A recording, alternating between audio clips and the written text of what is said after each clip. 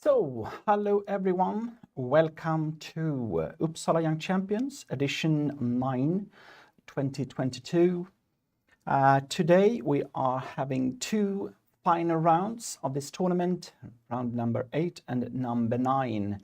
This round started at 10 o'clock and the second one will start at 4 o'clock this afternoon. And today everything will be decided. Who will win this tournament? Who will make norms? What will be the result? It will be an exciting day. And I also want to tell you that today I will have a very special commentator actually, or supporting me. That will be Noctie. Noctie is a new artificial intelligence company working with chess, and they will have a special thing for this tournament that they will test out with us. And Samuel Sonning, that is the CEO of this company, will join us 11:15 and will tell you all about how this works, both with Noctie and with this little special setup that has been done for the tournament. Already now you can go to the homepage of the tournament and check out what this is all about. But now, let's go and check the situation in the tournament.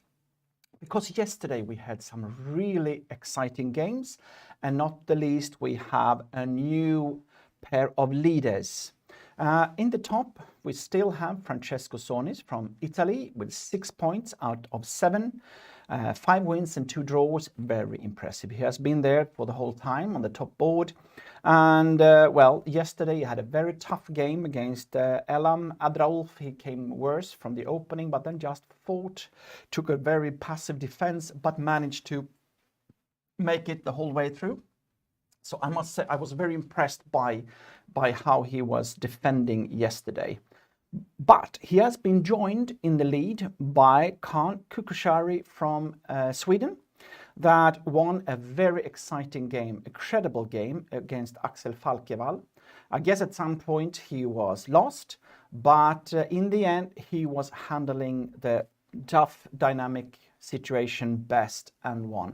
And this is actually what has been doing for Kaan during this tournament, that he has had really tough games. They have been back and forth, sometimes they have been lost, but he just kept on fighting, and in the end this has paid off. And now, as you can see, he is up to 6-1 games and in lead together with Francesco Sonis. And not by accident, they are playing together. They are not playing together today, but Kaan is playing with number 3 on the list, Elam Adraulf, because maybe you remember that Francesco won against Kukushari earlier on in this tournament. But Elham, who is the one on 5.5 points, just a half a point behind, and that has been challenging in the top for the full tournament with 4 wins and 3 draws. He's now playing with Kaan, and that will be a very exciting game that we will follow closely, of course. Behind Elam, we have 2 other players, and that is Platon Galperin from Ukraine and Tur Fredrik Kosen. And well, this will also, it will be very exciting to see if some of them can come closer to the 3 in the lead, because of course there is one more game to be played this afternoon. And if you win, if either Platon or Tur is winning this game of this round, they will have a good chance to finish top 3 in this tournament. Behind them we have Blåberger, Vandell, we have Falkevall, we have Sörensen, we have Törngren, we have Stefansson, and we have Pajeken. And of course, if some of those players win their games, they have a chance, not the least, to make a really good result in the tournament. So what games then do we have when it comes to the games of today? On the top board, we see Kaan Kukushari with white against Elam Adraulf. And well, this will be so exciting to see this game, because I think both of them have been real fighters in the game. And not the least, Elam has, I think I've been very impressed by his play, and he has been close to winning. Not the least yesterday, he was close to winning against Francesco Zonis, you know, fighting for a long game, but in the end it was only a draw.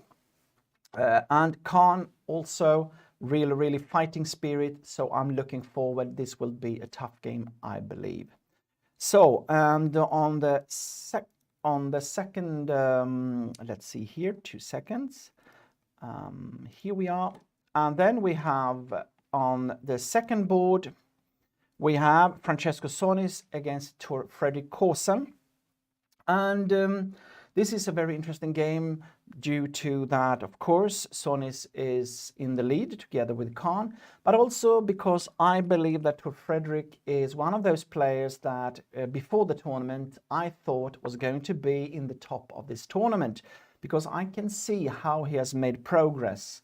And in this tournament, okay, he lost against Elam in a very tough game, and you know, the play has been a little bit up and down, but still now it is time to show that he is one of the biggest talents of the Nordic countries. So I'm looking forward to see how he can face the challenge of Francesco Zonis. Then we have, of course, we have Pakelen Jacob Payeken against Platon Galperin. And for those players, you could say that Payeken has, you know, really had his moments, but also, you know, it's been a little bit up and down in his tournament. But as we know, 2 rounds today with a good final day, he will get up in the field and could have done a very good tournament in the end. Because now, when it's only 2 rounds left, everything will be decided. And the same I would say with Galperin, that it's also been a little bit uneven in his play, but you know, now he's getting higher and higher in the field, and with 2 good rounds of today, he can have a good result. Okay, and of course we also have this that is interesting. We have the other Grandmaster, Felix Blåberger, against Gustav Törngren. Blåberger, he's been a little bit, I don't say unfortunate, but you know, he lost against Khan in a game where he had a clear favorable position. So I feel that, you know, he has been playing for a little bit more points than he has got. Playing against Gustav Törngren, who is one of those quite promising Swedish younger players. So I'm looking forward to see if Gustav is ready to face the challenge of this Grandmaster. And then we have, next board, we have Fandel against Axel Falkevall. For me, so far, Axel Falkevall has been one of the great surprises. Well, not a super surprise, but at least a surprise in this tournament that has made a very good result, played very well. And yesterday he had a winning position from what I could see against Khan in, you know, a critical moment. But in the end, he lost that crucial game. And if he had won yesterday, he would have been playing on the top boards, and now he has to fight himself back. And the question is if he can do that as black against Fandel. So then we have on board, actually, is it board 8 or no, board 6? Okay, we have this game that I also very much look forward to. It is Hampus Sørensen against Vigny Vatnar Stefansson. Those are 2 of the most ambitious players of the Nordic countries. Both are part in this talent development program that Offerspel and Uppsala Chess Plus Academy is running. So it will be an interesting duel to see who is the best player of those 2. I'm looking forward to see that. Okay. And we'll see some more games to follow. Of course, we have on the lower boards, we have some really tough games like Ludvig Karlsson against Semen Mitusov. We have we have one interesting game, Vidar Hagevi against Vidar Gran. You know, the same name they have, not a very common name. So I think this is worth looking at a little bit, not the least due to that. And that is that. I think these are the games that we will follow. But of course, we start with the top board. We have here Kaan Kukushari against Elam Abdolf. And I guess that we start from the very beginning, and we have d4, knight f6, knight f3, e6. And here white choose to play a little bit odd move, knight bd2. This is not the most ambitious move, but on the other hand, what you do is that you avoid some different critical lines, and also you show your idea of playing something like the Kolle system, you know, with e3, bishop d3, b3, bishop b2, and so on. And this is the type of opening that you can, you know, maybe you don't believe in it so much, but it's a very solid system. And if you do not take care with black, white can also go for an attack quite quickly with the bishop on d3, the bishop on b2, and start to move either in the center or take the square e5 and follow up with f4 and so on. So it's not an opening without any danger. So d5 came, and so e3, b6, and of course black should think about to play, should it be with c5, knight c6, or should it be, you know, with b6? And choose b6, a solid choice, bishop d3, bishop b7. And now white shows his intention to play with knight on e5, following up with f4. And like I said, this can be quite a dangerous setup, because your idea could be to play castling, queen f3, queen h3, and go for an attack against castle king of black. So it's not without danger, this setup. And as you put your knight on d2, you also have the possibility to go to f3 with the knight and makes it ready to join an attack against the black king. So already now, because normally when you play this kind of queen gambit position, white will play on the queen side, you know, with c4, trying to, you know, try to do something on the queen side.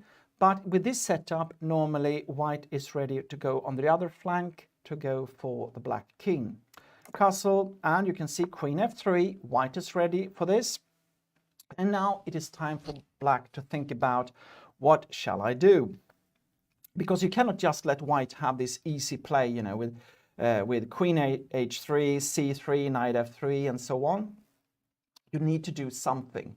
And I think the choice that Elam is doing now is quite interesting, because the best bishop for white in this position is, without doubt, the bishop on d3. So if you can swap off your own bishop on b7, that is actually right now just hitting on your own pawn on d5, then if you can swap those off, then this will be in black's favor. This is also a classical idea if you play against this stone wall position, because this is what it is. This is like an opening for black, a solid opening for black, but now with reversed colors. In that opening, the quite a common idea for black is to get rid of this bishop. For white is to get rid of this bishop on the white square. So queen f3, bishop a6 came. And then, of course, you need to think about the possibility of to take on a6 and then play knight c6 and grab the pair of bishops like this. This is something that can be a drawback with playing bishop a6. But on the other hand, Elam is saying that, okay, I did swap off your black squared bishop. I have one bishop and you two knights. But look at this position with this bishop here. It's not the best one.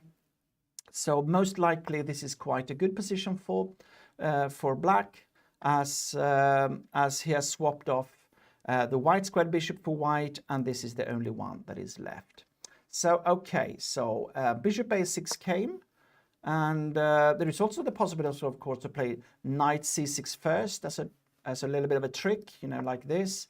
I'm not sure this is so good, but I just show you.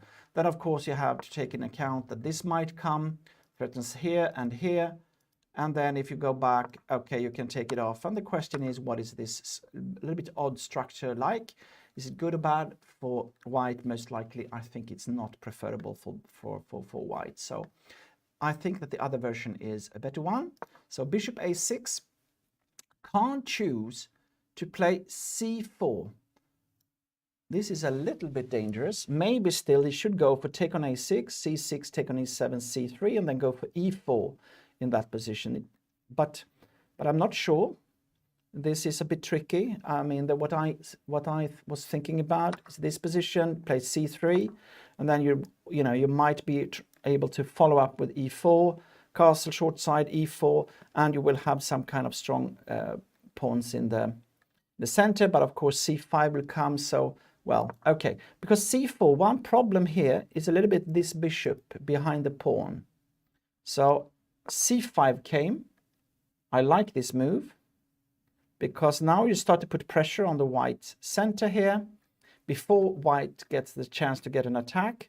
The danger with playing c4, like I said, what you want in this position normally, like I said, you want to go for an attack on the king's side with c3 and so on to get just a stable, a strong and center.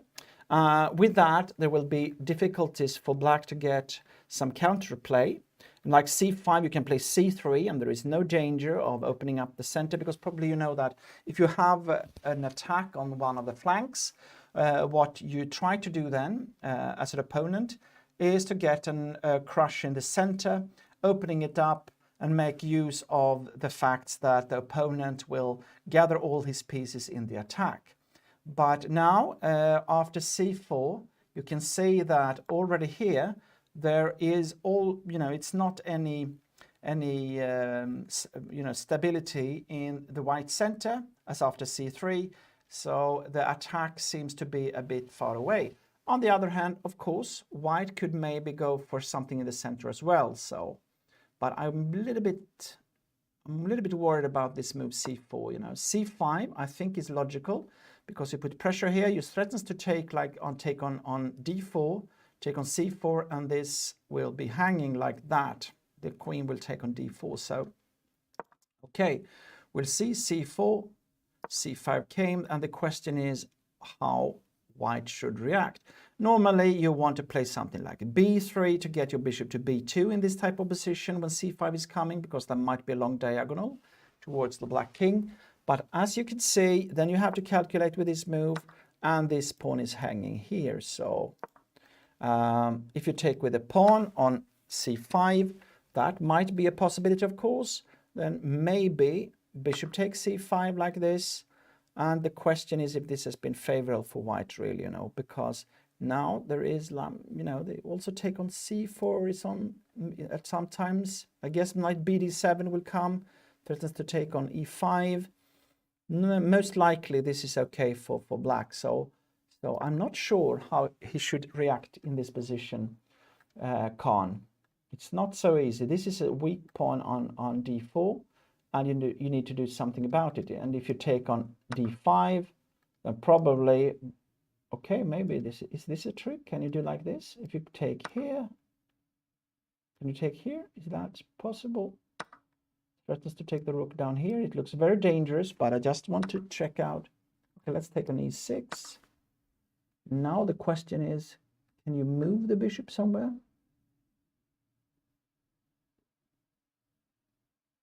I'm not sure. Or maybe you even take, you take on, really, really strange position already. I cannot say what is the best continuation here. Maybe is it queen d5, or is that possible? That's a tricky, I guess not, but I guess you take on f7. Now this is probably good for white. So okay, let's go back. But then if you take on e6, then if you take here, is that possible? Because now if you take on a8, you might even take on d4, I don't know. And this is a mess. You have a position where you have black, I think, has got threatens here with the pawn, and we have the threat on this one. And I believe you have compensation with black, because, this is the king is in the center. You have all the pieces here on the bishop can go to c5 lately. This is under attack, so I would be a bit worried in this position. So okay, c5 came. So now this takes time to think about. This is a crucial position. I am quite convinced that Khan is out of his preparations. Bishop a6, you know, it's normally a bit strange to first play the bishop to b7, then a6. So I guess this is not in line with what he has prepared for the game. But so he's on his own. And now he needs to find out what to do with this structure we have in the center. Because if, you know, this pawn here is weak, what should you do? Well, this will be an interesting game for sure, you know, to follow. Let's go and look at the other top game. We have this position here. Okay, so knight f3, c5, c4, knight c6. Well, first of all, I will say that Francesco Soni so far has had solid openings, maybe not the most ambitious ones, but what has happened is that he got this type of middle games that he seems to be much better prepared than the opponents. As soon as the opening preparations are gone, he has handled the positions best. Slowly, you know, he has built up his positions and taken his chances when he got, you know, when he can strike back and so on. A few mistakes really, so I'm quite impressed by the way he's handled not the most this pragmatic situation. Always so far what I have seen, you know, been better on the clock, and this is important with this time that we have in this tournament with 90 minutes plus 30 seconds as an increment, and that's all, no extra time added. So okay, knight c6, knight c3, g6. And okay, gc6 is of course okay, but after e3 you are facing a position that normally when g6 is played, you want white to have played e4, for example, or and not having this good setup with e3 d4 that can give white chances for an advantage. So okay, knight f6 came, d4. C take d4, e take d4, and bishop g7. And here white has got, of course, white can continue with bishop e2 and so on. Then probably even d5 might come and you transpose into something like a Greenfeld structure. And I think that is quite okay for black. So the crucial move here is for sure d5. A little bit more ambitious. And that is interesting that Sonis is choosing that. And I even saw that he was moving quite fast in this position. So I guess he had prepared this line.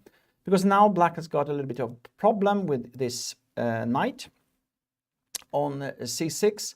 You know, the knight to b4 looks a bit strange. Then you can just go for a3, I guess. And if you go to a5, looks even more dangerous. Because then you can see that if, you know, now maybe not b4 is possible immediately, but you can see that you always have to calculate with b4 in this type of position and the knight on a5 will be lost. So then he has to do something strange like b6 or something like that, and this is not a choice. So what you will do is, like in the game, you play go back to b8. But of course, you know, to go out with a piece and then move it back is not something you normally want to do. So this is of course a very committed move.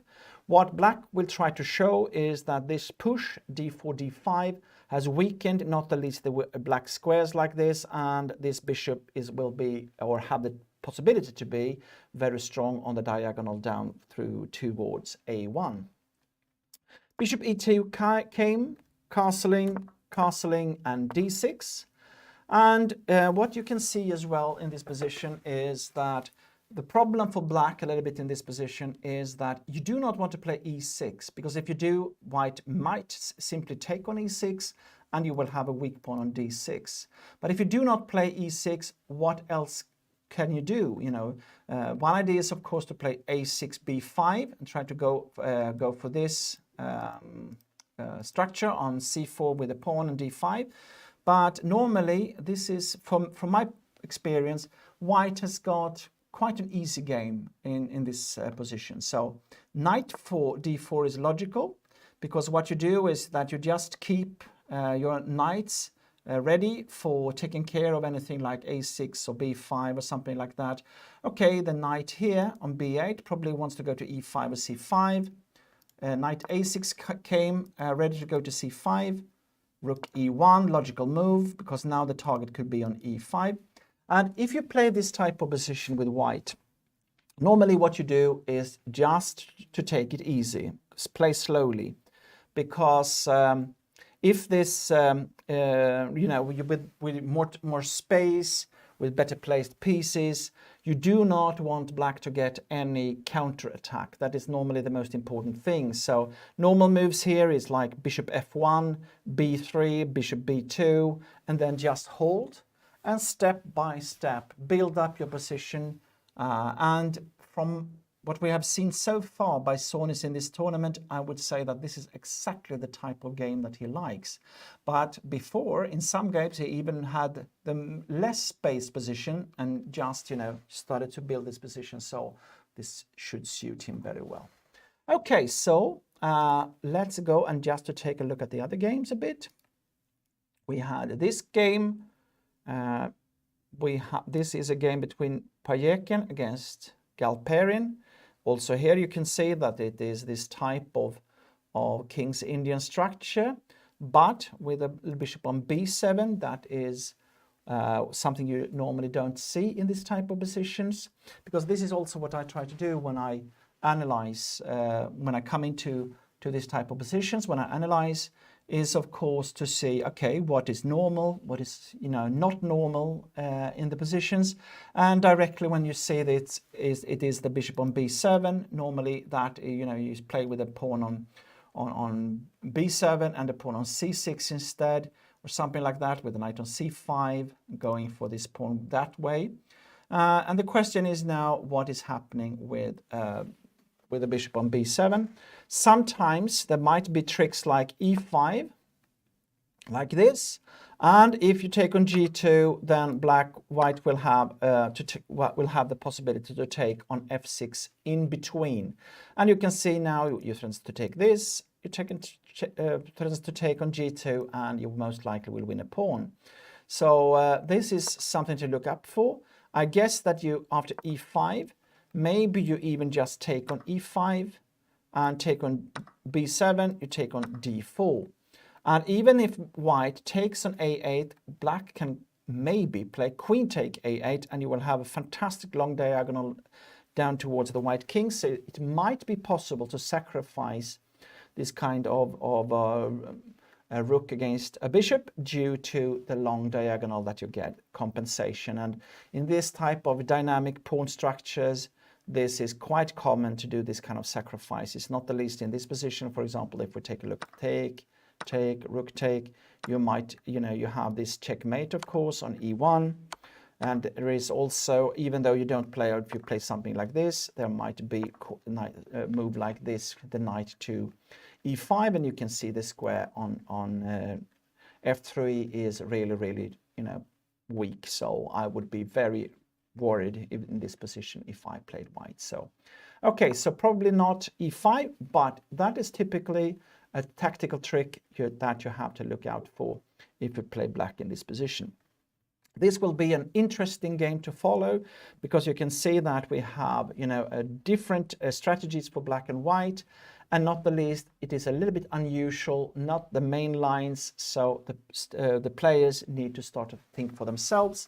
And that means normally that interesting move will come, not played before, they are on their own. And of course, I like that, to see how they handle that type of challenges. So let's go and see what we have more. I just want to check this, because of what happened here.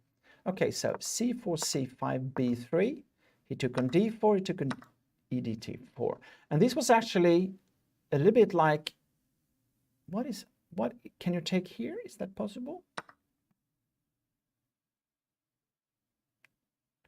Because now you threatens to, there is this hanging here, but then this might be very dangerous. You maybe even can take like this, You threatens here, you can take here. So the question is, what is happening on take on c4 here?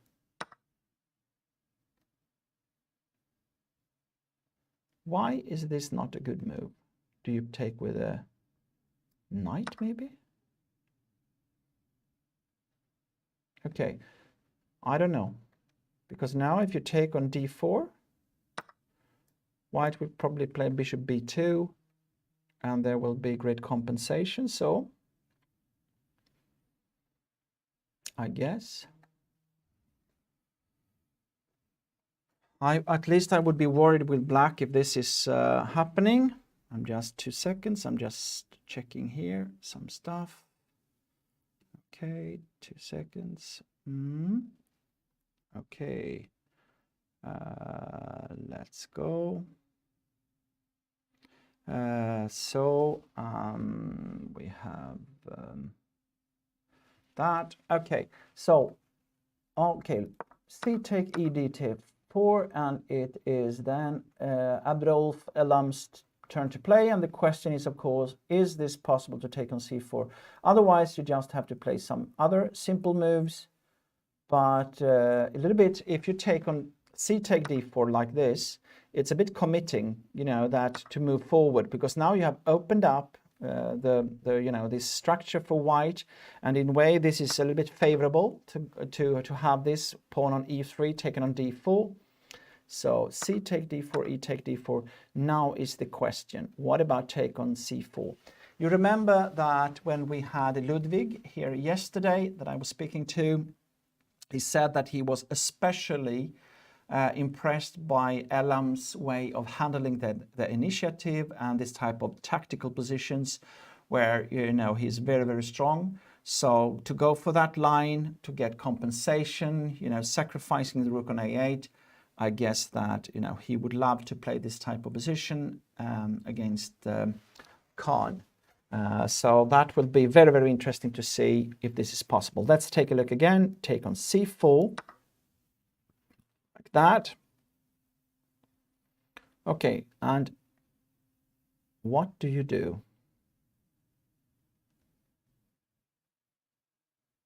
What do you do? Do you take on a8 directly, like that? Or do you take back? I said, okay, this was what I checked out, like this. Okay, now, but the question, maybe you can even play this move, you know, knight bd7 like this. I don't know. Okay, knight c6, king e8, queen e8.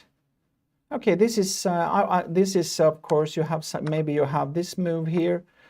So this is not possible, I think. This is good for white. You can see that the knight is protecting the bishop, and you have a threat down towards f8. So probably this is not possible.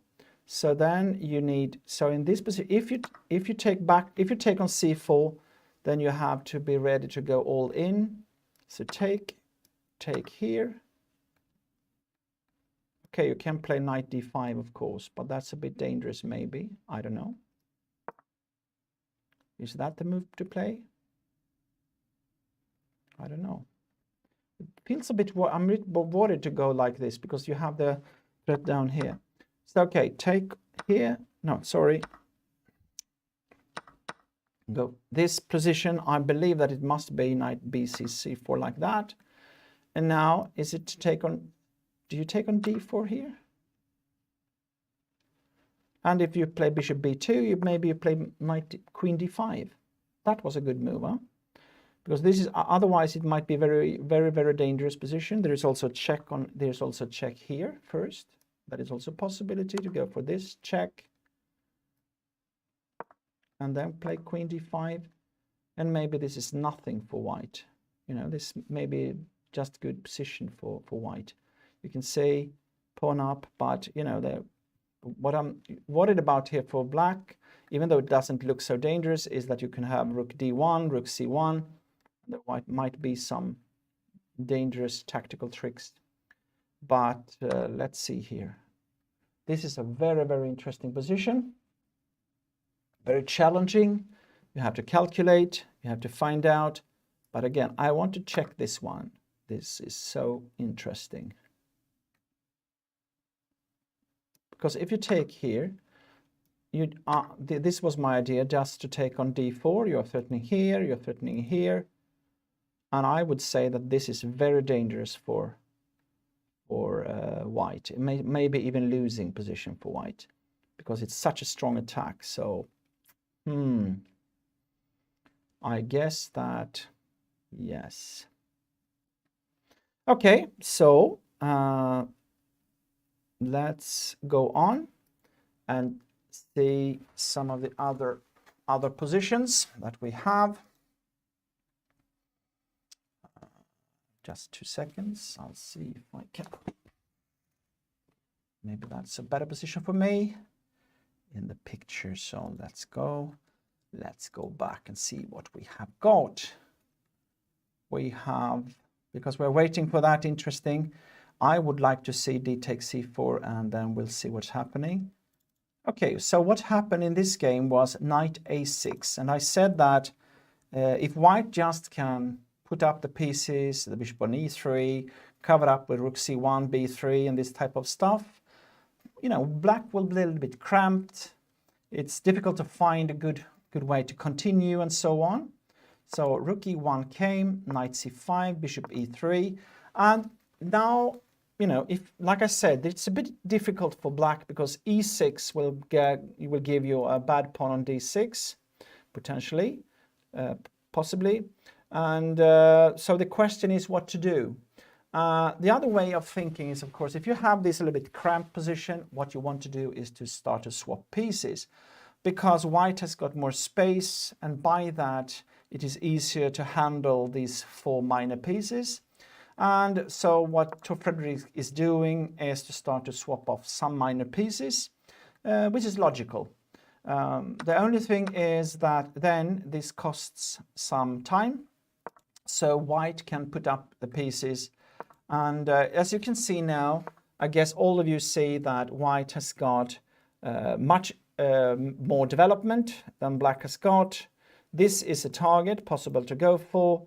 But beside this pawn on e7, there is no real weaknesses in the black position, beside the fact that when you have this type of more space, you know, a pawn structure that is favorable in the center, normally what you do is to try to convert it into an attack. Make use of the better coordination that you can have behind the pawn structure and go for an attack. So queen d2 is logical. You are ready to go maybe to bishop to h6 and swap off these 2 bishops, even though you will have the so-called bad bishop left on f3.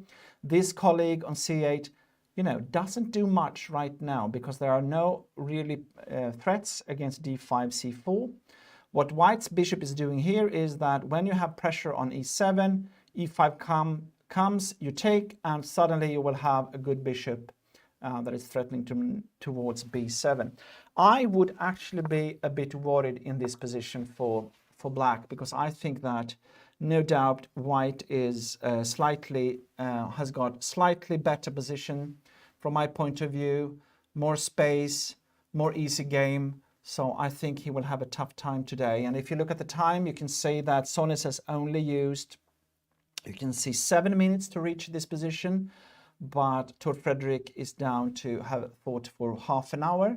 That is an indication that Sonis probably had a good preparation for this game, but also that Korsen is out of theory and maybe has got problems in finding the right way forward with black in this position. So yeah, like if you want to need to play e6 or e5, that's a very big commitment. So I would watch out for that.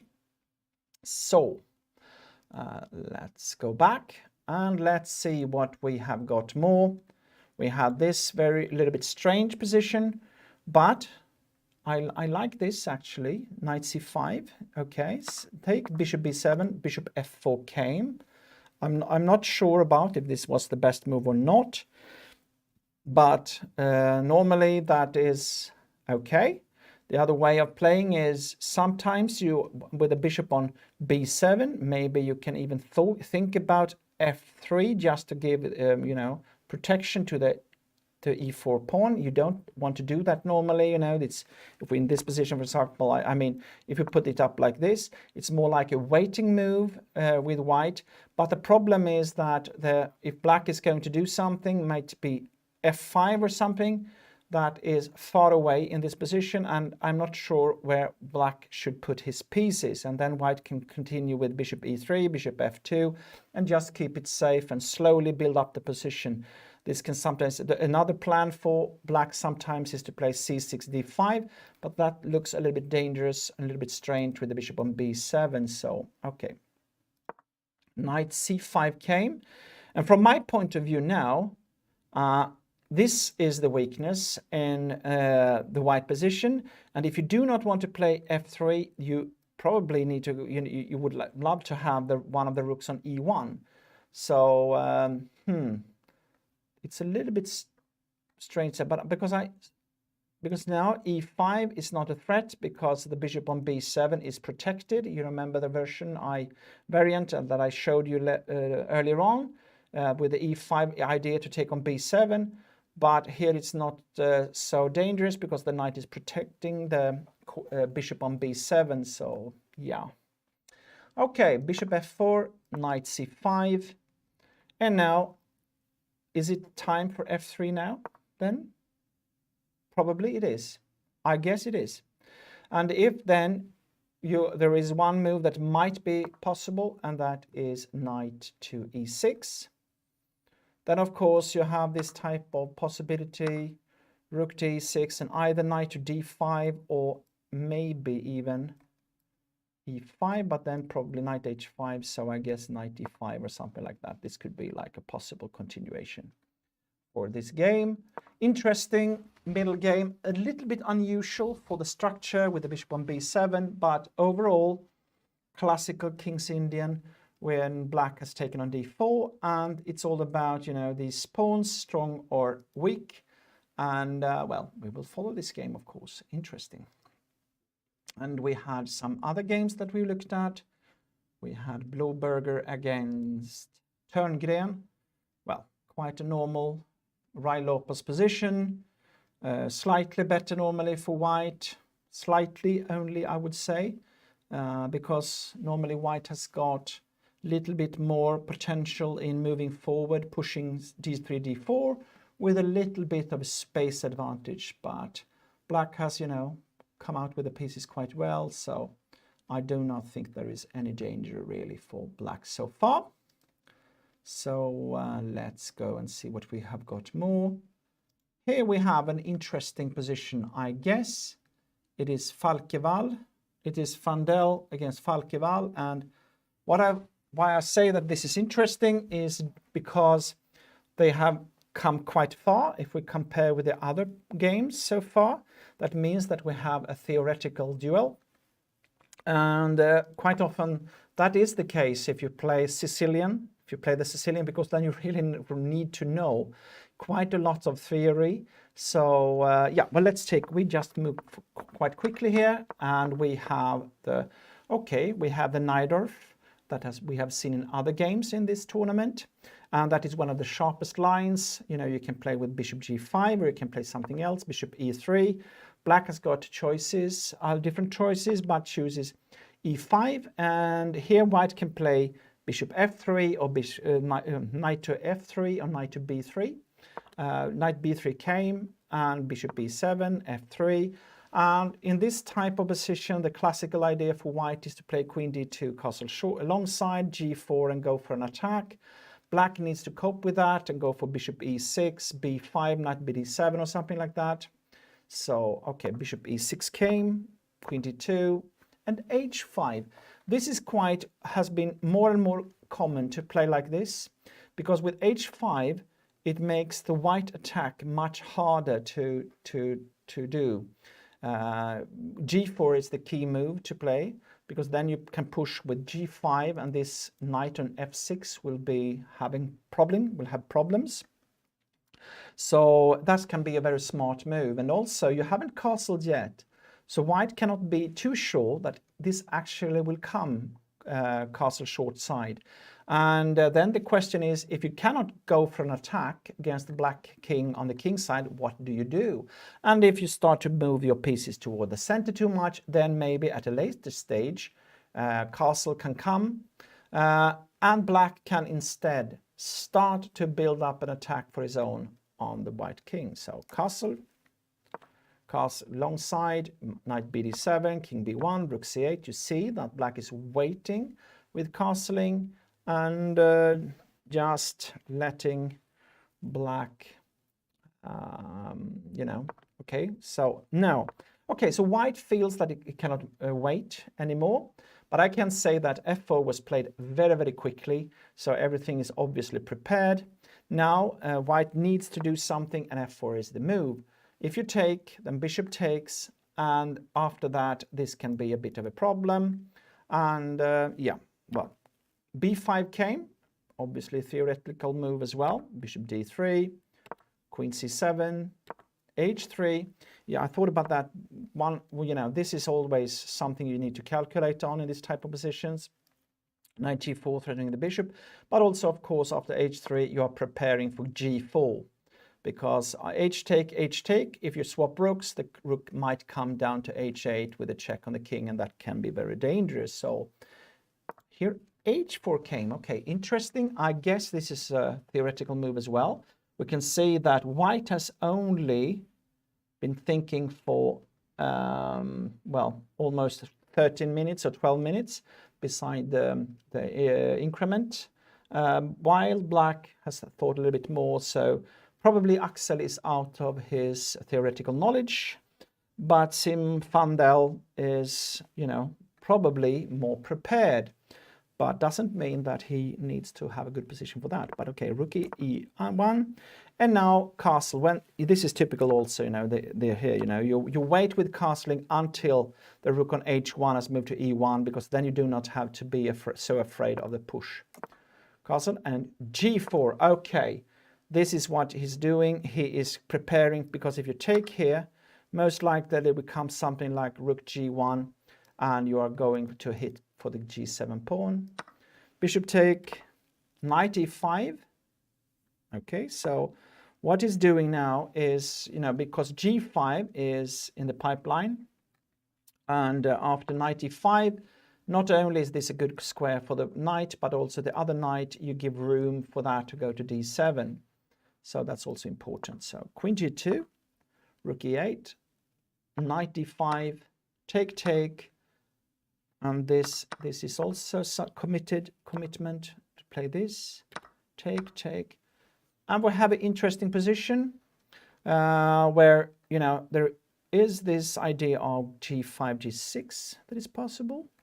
So he took on d3, rook to take on d3, and now, yeah, bishop f8 looks normal, just to start to swap off here a bit, because in the long run, black can actually have a good position here. I just need to check one thing here. 2 seconds to see if there is. That's okay, like that. Because, okay, let's continue with this game. Let's go. Okay, so it's a bit of a strange position, because in one sense, white has got the better bishop due to it going towards the pawns, but yeah. Now I will prepare a little bit for my first guest of today. So here we go, 2 seconds. Now we have this, and we have this. No. Here we have, I hope soon that I have my first guest of today, and that is Samuel Sonning. Now we'll see. Can you hear me, Samuel, now? I can hear you. Can you hear me? I can hear you. So nice to have you with us today, Samuel, because you are actually going to introduce us to a new concept, both for chess, but also for this tournament of today. You are the CEO and the owner of Noctie that is a new initiative that could be, you could say that it's coming out of this AlphaZero match, you know, the new artificial intelligence. Please tell us a little bit about Noctie that we are going to introduce today to the audience. Yes, so I'm Samuel. Sorry, I lost the audio. Can you hear me? Now I can hear you again. Yes, that's good. Okay. I lost the audio for a second. Yeah. Yeah, so I'm the founder of Noctie, and with Noctie, we're trying to use the latest advancements in artificial intelligence to create a more human-like and engaging experience for people learning chess, especially learning chess on your own. So we have built a human-like chess AI that can kind of emulate human thinking and intuition in chess from a beginner level to a grandmaster level.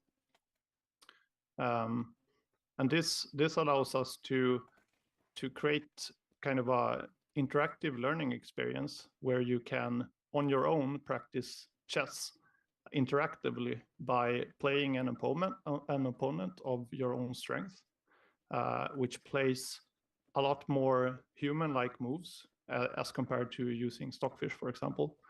And also that you can get an analysis of your mistakes and suggestions for improvements that are more similar to what a human coach maybe would provide compared to just doing a Stockfish analysis. But can you then explain to me what is the difference between, for example, Stockfish and Noctie? What will be the difference between those two engines, if I call it like that?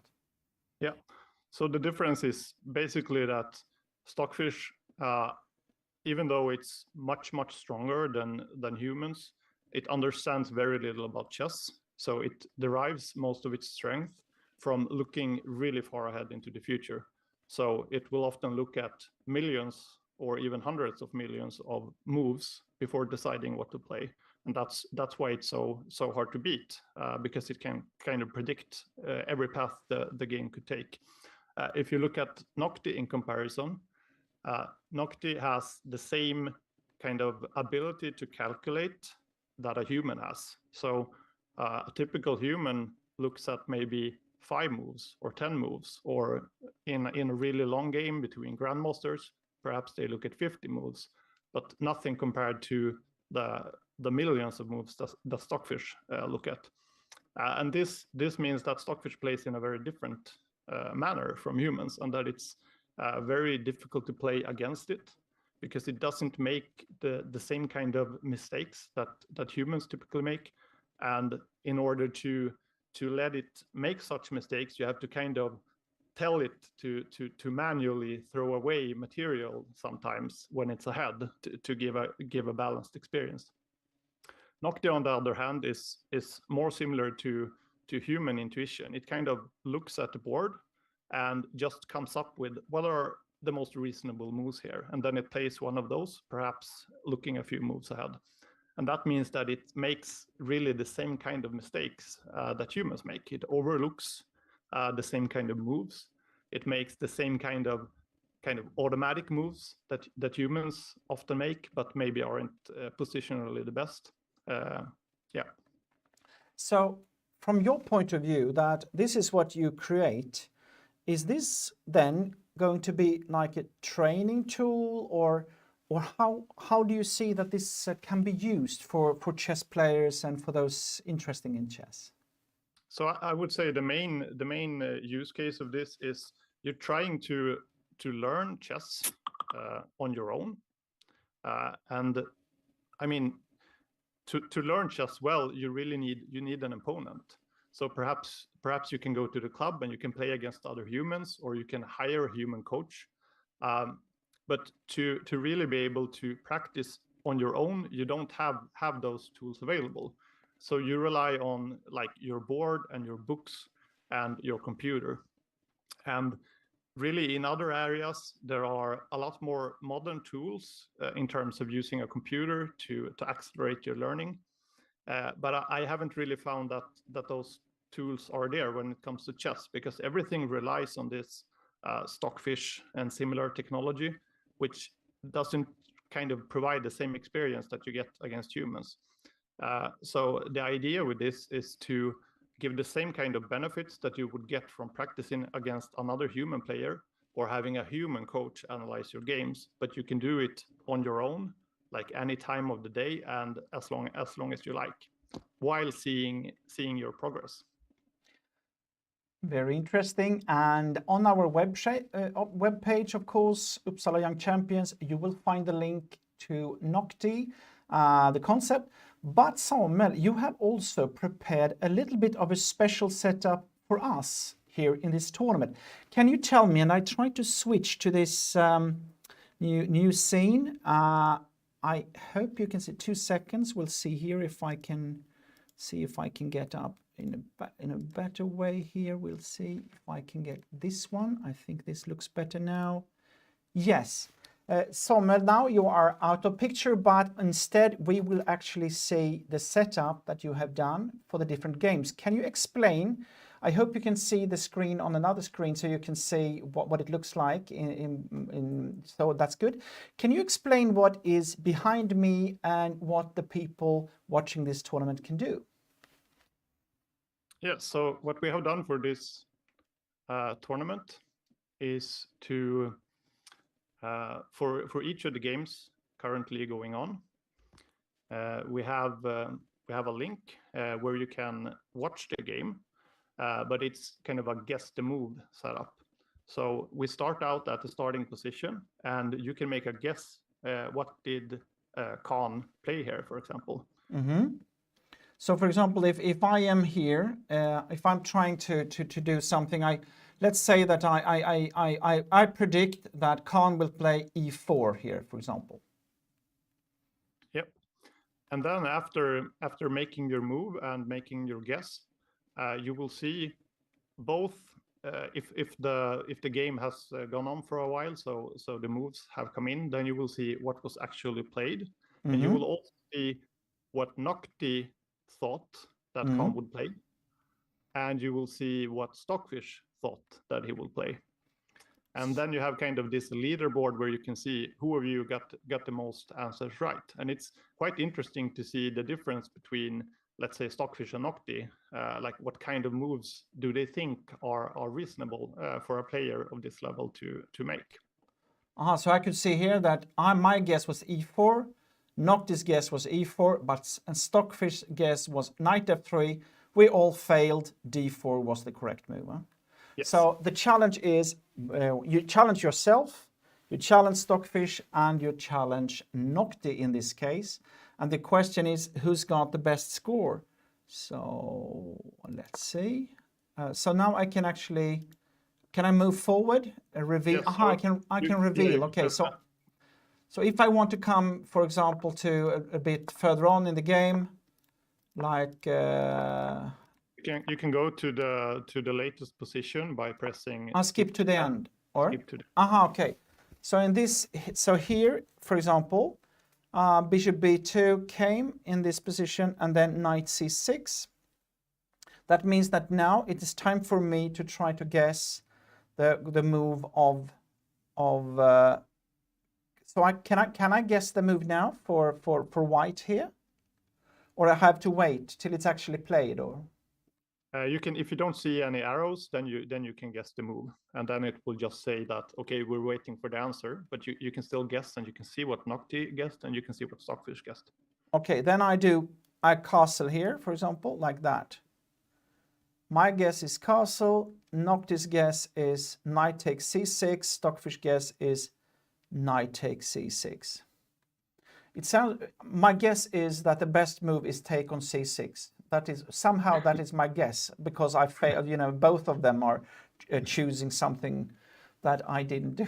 I didn't do. They had the same move. So in a way, this is also a way for you to get a little bit of a hint that you have misjudged the position. That is correct, Samuel? Yeah, And I mean, often you will see the Stockfish and Noctie guesses the same thing, even though they have completely different ways of arriving to that conclusion. So that's, I think it's kind of interesting to see their guesses over time. And sometimes you can also see that Noctie misses something that the player actually saw.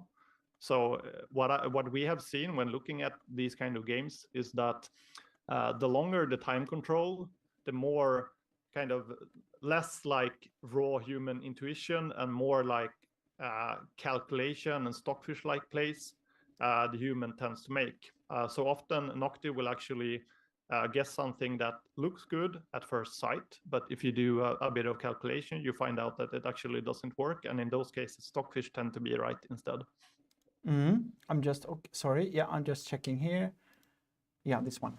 Okay, so so if you want to try this out now for yourself, I think we have written something on our web page, but you can also go directly to Noctie. Is that correct, Samuel? Or do you have to have the link that is on our web page to be able to reach the position?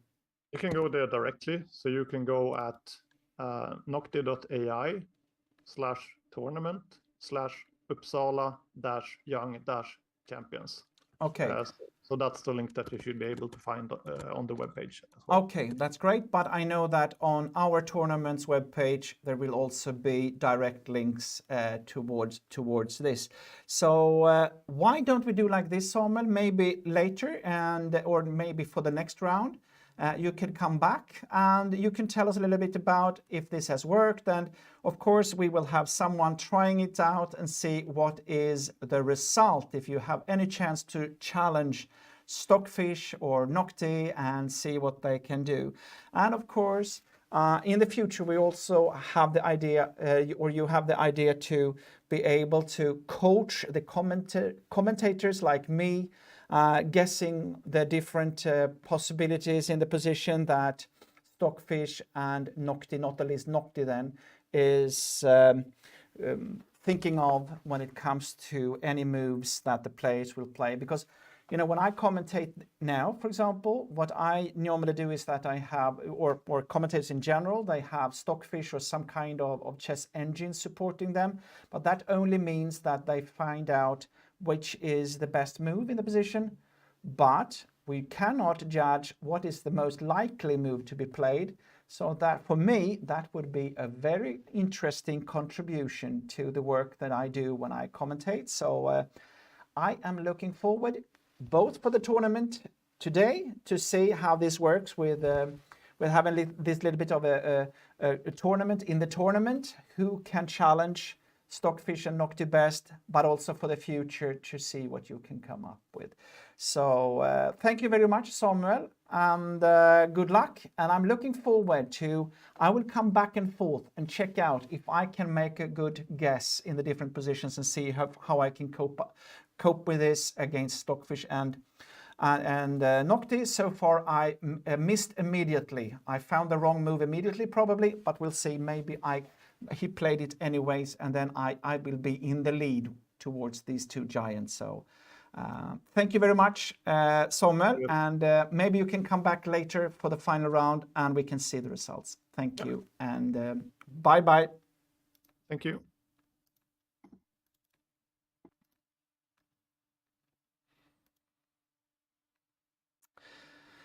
So do not miss this chance to challenge yourself against Noctie and Stockfish. Go into the webpage of Uppsala Young Champions. There you will have a link and also an explanation how this contest will work, and you have the chance to try the by far latest concept for chess training, and not the least for competitions like this online.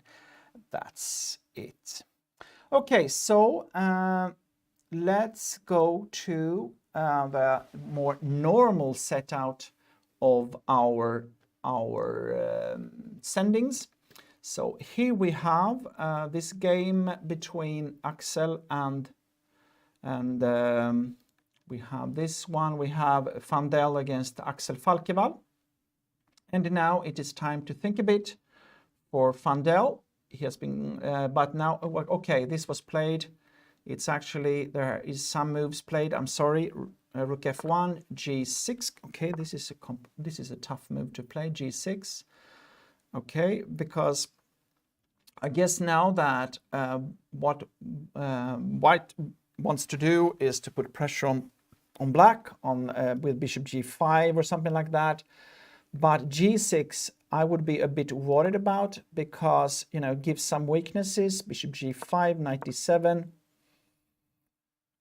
Okay, so of course there can be a strong knight on e5 lately, but it's a little bit annoying to have this, you know, possibility. He can take the pawn on h4, bishop f6, and the question for white will be in this position to go for either an attack or simply, you know, pick up the pawn on h4 and start to swap pieces and try to get a better ending in the end, try to swap off the rooks and so on. And okay, Axel's idea is, of course, to put the bishop on g7 to get an attack against b2.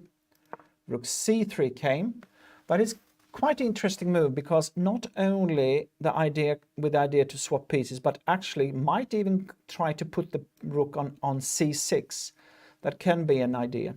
And in this position also, where to put the queen, that is not completely clear, because if you go to b7, there is no doubt there might be a knight a5 and knight c6 that will be strong.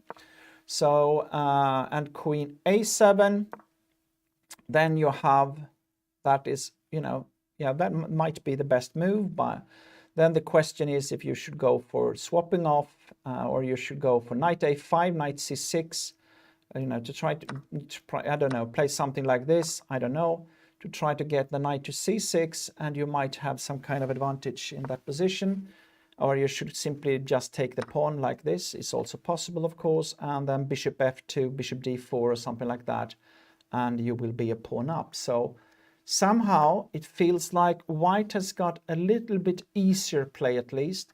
Black still needs some moves to be played to get this attack against the white king that he so desperately need in this position to compensate for this pawn on h4 that will be lost. So let's go back and take a look at this position.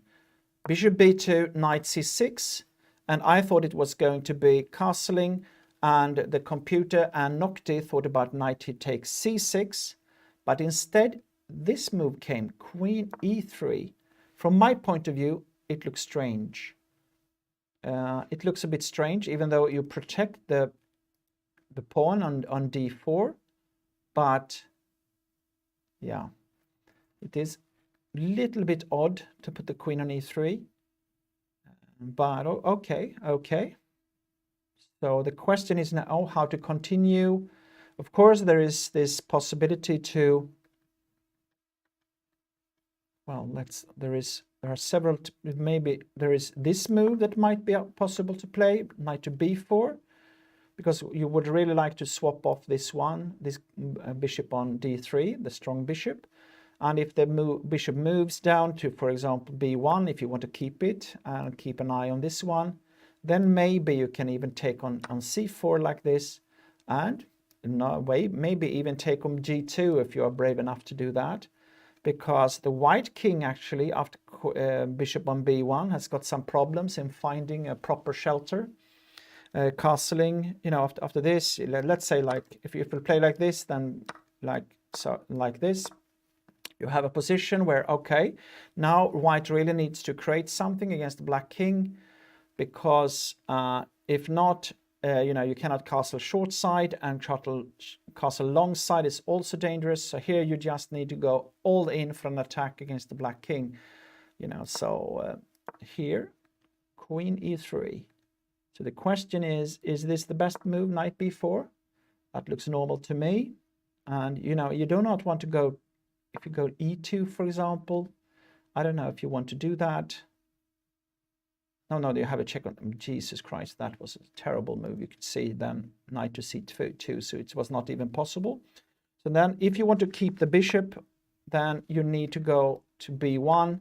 And like I said, this also looks a bit strange. Probably take on c4. Maybe you have to take with a pawn instead to get some kind of compensation. But then again, maybe you can simply take the pawn. It might be possible. And you have to think about this position. Now, of course, this is maybe much more dangerous because here you have some attack. If you go like this, probably there will be like this sacrifice like this, and you can see the danger in the position. And the black king will probably get mated. So here you know this suddenly it starts to look really, really dangerous. So this was a much better situation to take back. So maybe after, if you take here on c4, most likely b takes c4, and now you know, it is far from clear how this position is. So maybe you should do something else in this position. I don't know. Bishop b1. So okay, so I don't know here what you should do instead.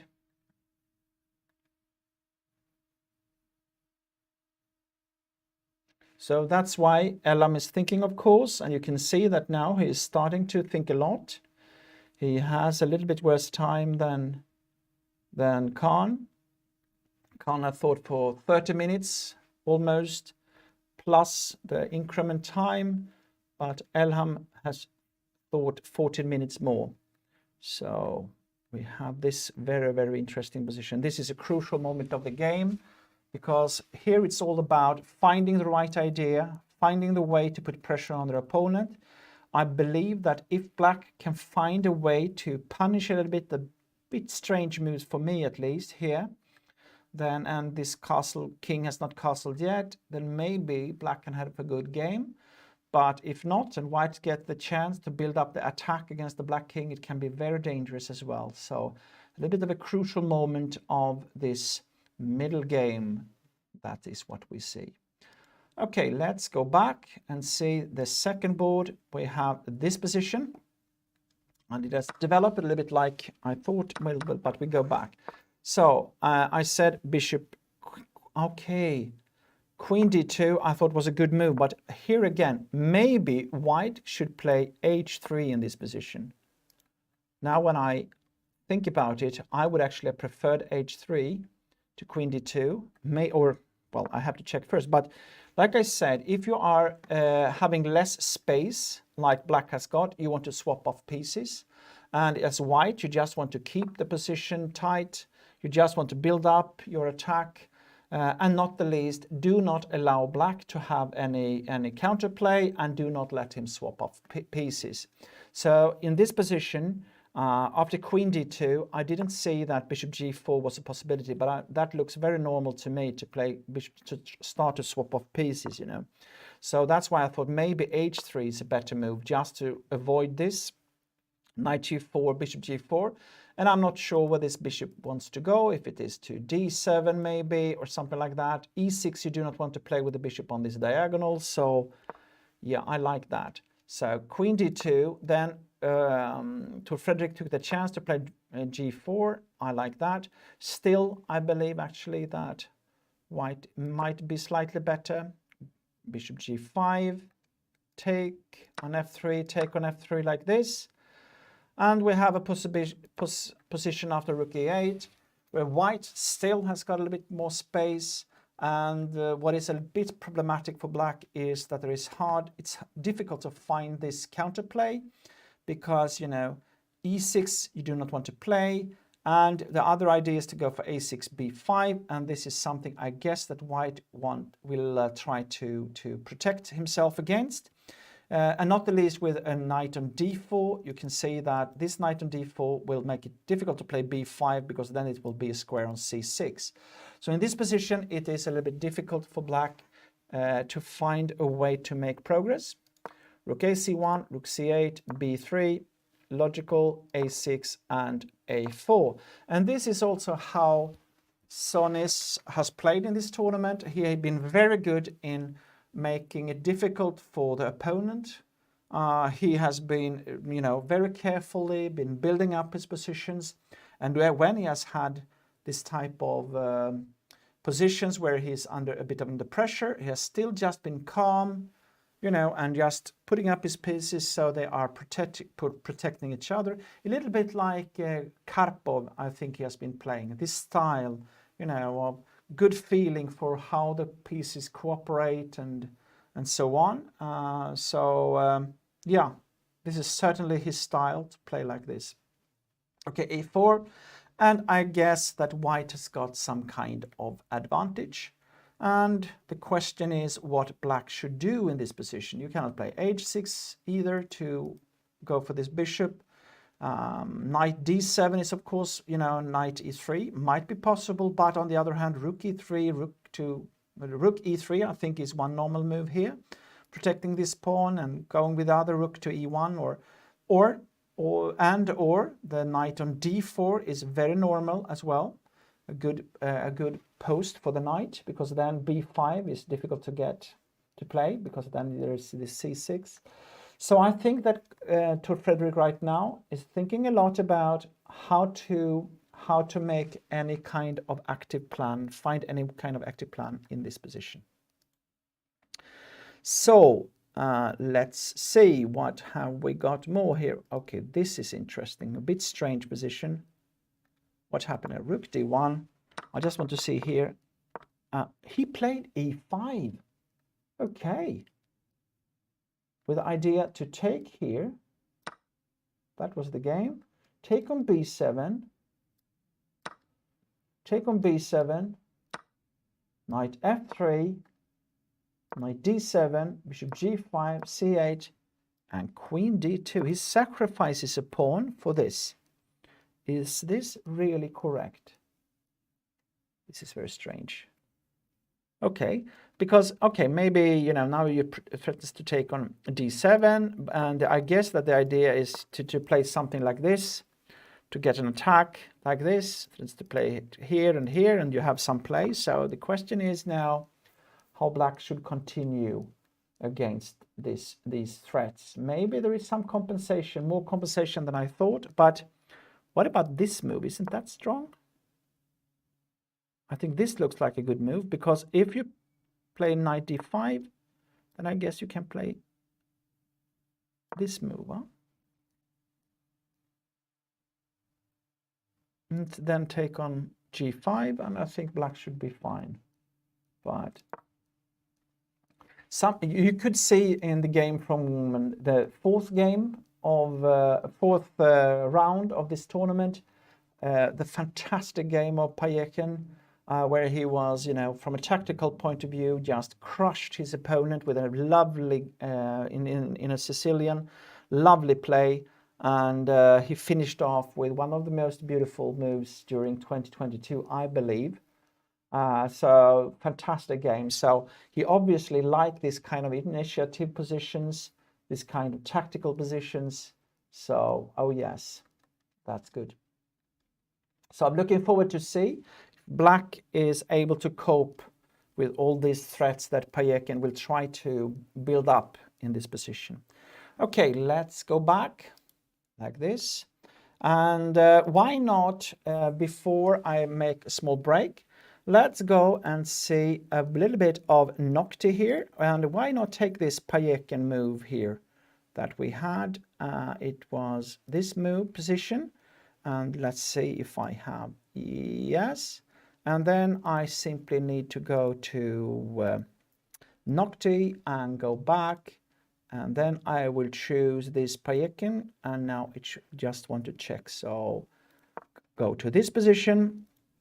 You can see now queen d2. And let's make a guess what to play in this position. I guess that black will play this move. Okay, knight dc5. Both Noctie and Stockfish, they guess for knight d6. And when I see this move, I believe that's a better one. But maybe I am right, because this is not, you know, I'm trying to guess the player's moves. So it's even though I'm pretty sure that knight d6 is the best move now when I see it, because what is happening is that it closes the long file, d file, and also then you are ready for f6 and so on, and maybe there is no compensation after that. But, you know, it's all about what Galperin will choose. So we'll see if it is knight dc5, my guess, Noctie's guess, or Stockfish guess that will be the right one.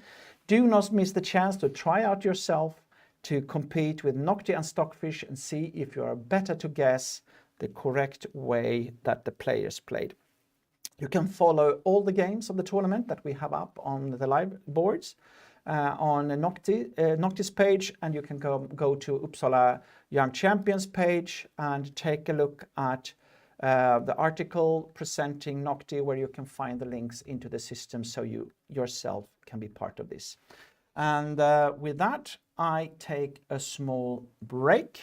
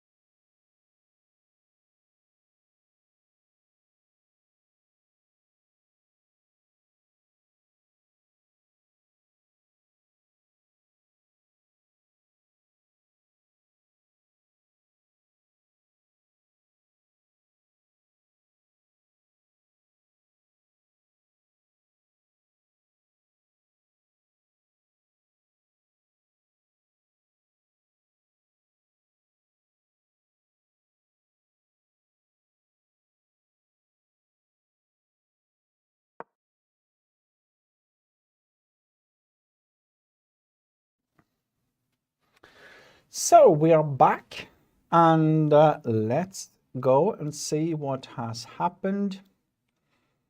We'll see here, 2 seconds. We have on the top board, let's go to that. Something very interesting has happened. After Queen E3, I think that I said that this is a critical moment. Not the least because that white now, from my point of view, in one sense, has managed to get out of the pieces in good squares. And if you just manage to make like castle, rook e1, rook a1 or something like that, white will have quite a good position because the bishops are targeted against the black king, and white will have easy play. So somehow black needs to disturb the white setup, and I suggested knight b4, take on c4. I started to look at that kind of stuff, but look what happened here. He took on c4, okay, and now we can see that in a sense white has got a very, very strong center, or at least it can be. This is the classical hanging pawns, and with hanging pawns everything normally is about, are they strong or are they weak? So black really needs to find a way to put pressure on the pawns, and what you want normally is to want to be pushed at a wrong way, and not the least, quite often you want this to be pushed so you get a nice square for your knight on f6. And what white wants to do normally is to push d5 to open up for the bishops and get an attack against the black king. So either you just do everything to keep them tight with rook ac1, castle, rook d1, knight f3 and so on, keep them protected, or you push d4, d5, opening up and release the attack. So LM now, he needs to have something in his sleeve, and what he did was b5. And this is a sacrifice I really like. I think this was a really nice move, because now you're threatened to take on c4 and you have this fantastic square on d5. And now white took on b5, and with that, suddenly after knight b4, you can see at this position that black has got a fantastic long diagonal for the bishop. You have a nice square here. This bishop is more or less dead, and there might be a possibility just to take the bishop on d5. So for me, this was really, really well played by Elam, because now, also from a practical point of view, suddenly, okay, white has won a pawn, but look at the pieces now, the strong center and this idea with d5. Now black will have total control on d5. This bishop will be out of play, and somehow it feels like, if you take on what happened was castling, and now of course you can take on d3, and I still think that's great, but Elam just moved to rook c8 to take, the c file, and waiting to take on d3, because still, white doesn't want to play bishop e2 or bishop b1. Looks strange. First you need to move out your rook to maybe rook ac1, but then this is hanging. So here, I think black has got compensation, no doubt, for this pawn on b5. Okay, so if I was white, I probably would try to do some kind of like f5 at the right moment, because if you do that, at least you get rid of this pawn, you get the bishop up and so on. But then the problem again, I think that black might be take on d3 in that case, and in the end this bad bishop will be the one that is left. And then if you take on d5, also this pawn might be weak on b5. On the other hand, okay, let's say that that all the dreams of black comes true, take on d3 here, f5 is played and so on, and you win even this pawn on b5. Still, it might not be so easy to win the position, because will be a lot of pawns that are swapped off, and there might not be enough to win for. But I would prefer to play black in this position. We'll see how Khan is facing this problem. So far in the tournament, I think he has had these positions sometimes, and he has been fighting really, really well. So even though right now I believe that Elam is in the driver's seat, Still, I have big confidence in Khan when it comes to making the best defense. So, okay, let's see what more we have got. We have got this position. This was interesting because you remember that when I explained this position, I said that one problem for black in this position is that there is no active plan really, because if you play b5, there will always be the square of c6, and even so b5 came. And this is also something that you should know about defending in chess. Sometimes you need to make your choices even though you do not want to make them, these moves, because you only have bad possibilities, if you put it that way. What you need to do is quite often to make a choice. Should I be active? And maybe, you know, I have the risk to that new weaknesses will occur. Or should I go for the grim defense, you know, just be laid back and try to protect all these threats of my opponent? I'm worse, but I don't do anything. This is a real challenge to understand when you should go for each type of defense. In this case, it might be that to Fredrik felt that if I don't do b5 now, the knight comes for d4, I will have no counterplay at all. Better to take the chance. Yes, I get new weaknesses, but at least I have some more play. So he played b5. Okay, and now of course the choice is either to take on b5 like this and simply take the pawn. But on the other hand, now it's a little bit of a weakness on d5, on b5, and so on. So black might have hoped to cope with that. So instead, he chose to play knight d4 and now knight c6. The idea is, of course, that in the next move he will take on c4, most likely with a pawn actually. And one problem when you have taking on the pawn, with a pawn or with a rook, that is also possible, of course. When you have taking this pawn, there will be a threat on e7. There will be also, if you take with the pawn, there might be the possibility to go in with rook b1 and come in on the b file. The knight now it's of course threatening the queen, but when the queen has moved, then there is also the threat to go for e7. So you can see the bishop, the knight here, and the bishop here is ready to go, and the rook here. So there will be quite heavy pressure.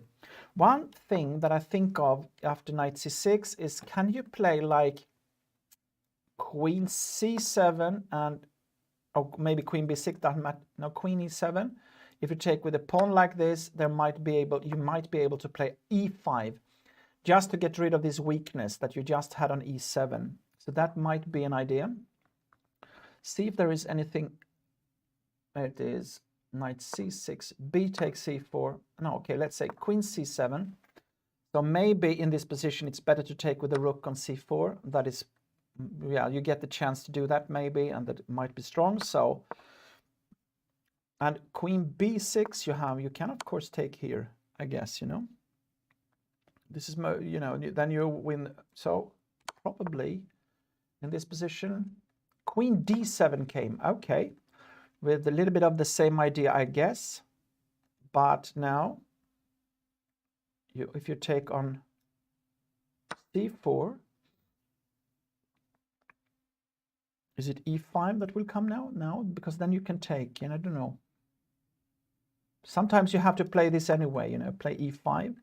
And if you take, maybe you take back, and at least this is hanging loose a little bit, but there might be some tricks here, I don't know.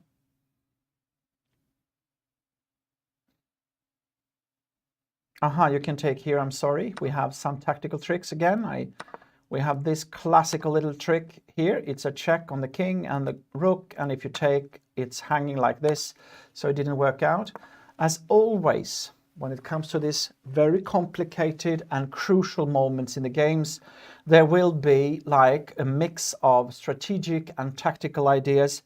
Not the least, the tactical ideas normally actually supports the strategy, and it can be this type of things that decides the games. You know, black has prepared to play e5, but it doesn't work. and then he's simply worse. So that is something you always need to look for at this level. At this level that we see these players, normally they have control of this with the strategic ideas in the positions. What they do not have, sometimes at least, is the ability to calculate all the small finesses that there is in the situations that can make your plans go down, or actually that they come to life. So this is very important to have both the skills of understanding the position positionally, strategically, as well as having the tactical ability to find the right path forward so that you actually reach this type of strategic positions that you want to have. So, okay, rook, this happened, rook takes c4, and now king f8. You could say e5 didn't work. So now, the question is, I still feel that white must be better in this position, but the question is, how do you continue? Because now you can see that now maybe e5 is possible. No, it's, well, e5 and rook take might be possible, because what happened with king f8 is that now this is protected against this tactical idea that I showed you, because now there is no this fork distance from, you know, on this, where the king was in g8. So, and it's actually, the king is actually protecting the e7 pawn. So yeah, it was in that sense a logical move, but we all feel that, you know, black is under pressure here. And the question is, how do you continue to have this pressure? So far, Sonis in this tournament has been very good, I believe, to find these small moves, you know, making it a little bit more difficult for their opponent for each move. And the question is if he's capable to do the same in this position. I think that Tor Fredrik is, you know, it's very, very dangerous now for him. He has got a difficult position to cope with. Yeah, this will be a tough challenge for him to see, you know. Maybe, I don't know, maybe you, in worst case, you only make like this little move, you know, to open up for the king, so you have some air.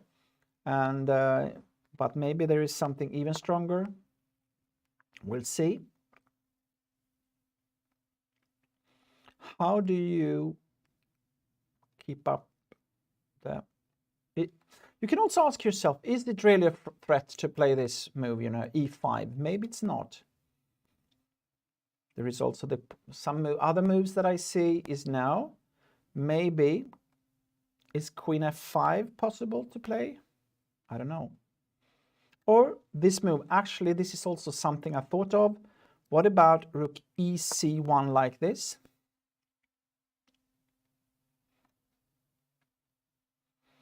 Because now you are ready to go for the c file, and I guess that if you play queen f5, now you have this. I don't know if this is possible to make this.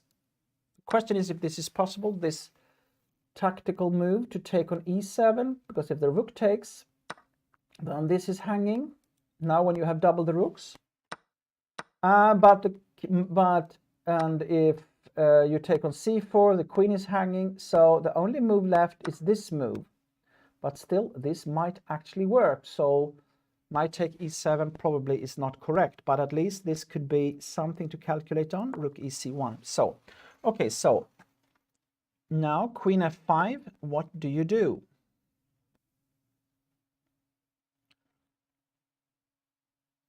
What do you do on... Aha, maybe you can play this move instead. Knight to d4. That is probably better, because now take on d5, then the rook is hanging, and you cannot take on anything else. c4, you take on f5, so it needs to go back, I guess. And probably this is, you know, maybe now, but now on the other hand, this is hanging, so this could be a possibility to just play this, go back and forth like this, you know. Okay, so I don't know if there is anything else. Okay, I said the idea was to go for queen f5 and see if there is any better moves.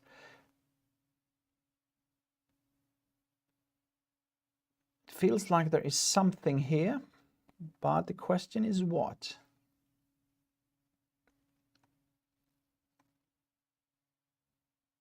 I'm sure this is what he's thinking of. What makes me a little bit worried is, of course, the time.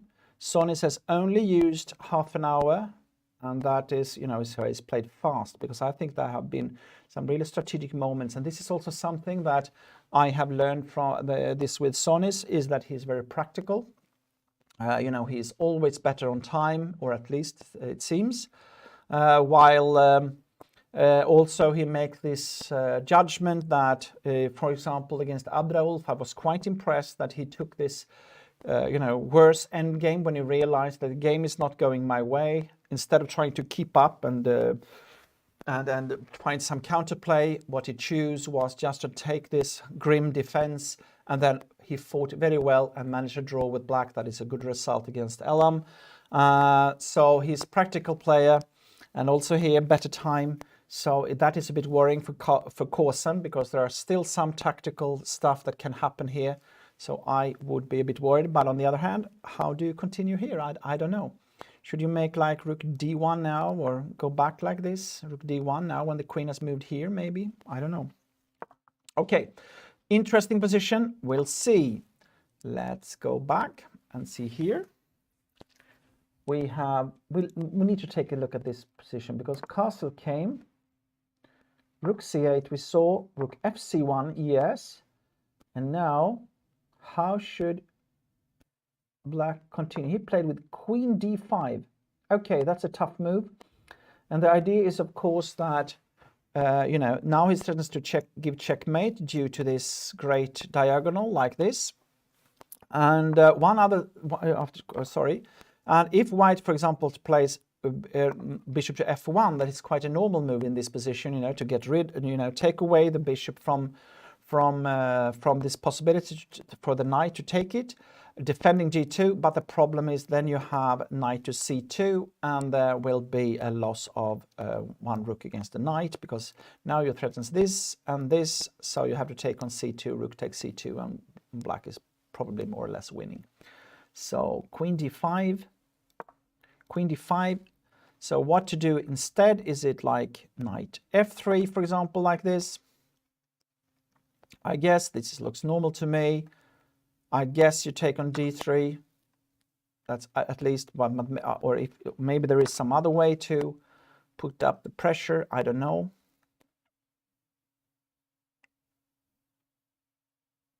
Okay, so take. And now take with the queen to protect this pawn as well. And we have this position. And maybe you can take on c1. Because now if you take with the rook on c1, the a2 pawn will fall. At least that's a possibility. And if the bishop takes, then the rook comes in. And, well, black obviously has got a compensation, even though he's a pawn down. There is possibility to move the knight to e4, d6, put pressure on a4, b5, go and then go for f6 or something like that. Yeah, it will be tough for Khan. But on the other hand, he's such a great fighter, so I still have hope for this game, even though I feel that it is a bit easier to play black for the time. Okay, times quite equal, so that at least is something that you could be happy for. Okay, good, interesting choice. In this position, rook ec1, queen f5 came. I was looking for moves like rook d1, try to find out what to do, but he took a very drastic choice. He made a drastic choice. He took on f6. Okay, and that is, for me, a little bit of a surprise, because when you have this kind of position where you have more space and some pressure, rarely you want to swap off pieces, because then it will be easier for the opponent to defend. But in this case, of course, what will be the case is that black has got a better, white has got maybe a better piece. The knight on c6, that is very strongly placed on c6. And the black bishop, even though it's got a long diagonal, it's still not hitting any of the white pawns. You know, they all on a4, b3 on the white squares. So again, black will have a difficult position due to no counterplay. And so that is what is the idea of Sonis. So, okay, bishop take on f6 now. So now, of course, maybe you want to play bishop to g5. It's not winning immediately because you can play f4, but with f4 played, then suddenly I would say that the white position is not, it's not so clear that the white position is better due to the weaknesses that this will create. So that is something at least you need to watch out for. I thought about another thing is that what you always ask yourself in this type of position is who wants to swap queens. And in this position, it is known that the queen and the knight normally works well together. So I guess that black would be quite happy to swap off queens in this position. The only thing is, of course, that you need to take in consideration that there might be a possibility for white to quickly create a passed pawn. Yeah, he played b4 immediately. I thought about that as well. It could be that you want to be fast here with b5 and so on. So my idea to play bishop g5, f4, and then go back. Then maybe it's all about the timing, of course, because now maybe b5 will come, take, and maybe this was too slow, even though you have gained some black squares to go for with the pieces like you have here. And now you need to be probably, you need to do something like this just to open up, to try to get this counterattack against the white king. But yeah, this needs to be calculated. So, okay.